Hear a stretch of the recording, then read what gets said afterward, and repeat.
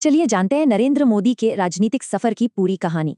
ये कहानी शुरू होती है गुजरात के वडनगर में एक रेलवे स्टेशन पर लगी चाय की दुकान से।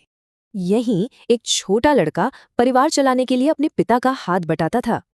उनका मकसद हमेशा से ही साफ था, छोटे लोगों के लिए बड़े काम करना। परिवार की आर्थिक हालत बहुत अच्छी नहीं थी, पर पढ़ाई में वो काफी मेहनती और तर्कशील थे। फिर सिर्फ 17 साल की उम्र में उन्होंने एक ऐसा फैसला लिया जिसने सब कुछ बदल दिया।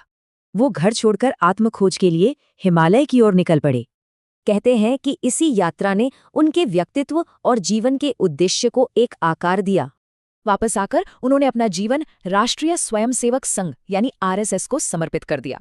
और यहीं से उनके अनुशासन और संगठनात्मक कौशल ने उन्हें राजनीति में आगे बढ़ाया। फिर साल 2001 में तत्कालीन प्रधानमंत्री वाजपेयी का एक फोन उन्हें गुजरात का मुख्यमंत्री बना देता है। सीएम बनते ही उन्होंने गुजरात मॉडल के तहत कई बड़ी विकास परियोजनाएं शुरू की। खासकर वाइब्रेंट गुजरात समिट के जरिए राज्य में अरबों का निवेश आकर्षित किया गया। पर 2002 के दंगों के बाद उनके नेतृत्व पर गंभीर आरोप भी लगे और उनकी कड़ी आलोचना हुई। गुजरात में लगातार 3 कार्यकाल के बाद 2014 में उन्हें प्रधानमंत्री पद के लिए नामित किया गया।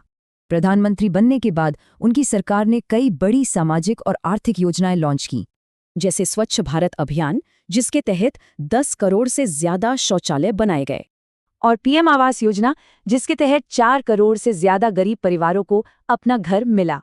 फिर आई आयुष्मान भारत, जो दुनिया की सबसे बड़ी हेल्थ स्कीम बनी और 50 करोड़ लोगों को कवर किया। इसी दौरान भारत का विदेशी मुद्रा भंडार भी अब तक के सबसे ऊंचे स्तर पर पहुंच गया। ये कहानी है जमीन से उठकर देश के सबसे बड़े पद तक पहुंचने की। तो एक चाय की दुकान से विश्व मंच तक का ये सफर आधुनिक भारत के बारे में क्या बताता है?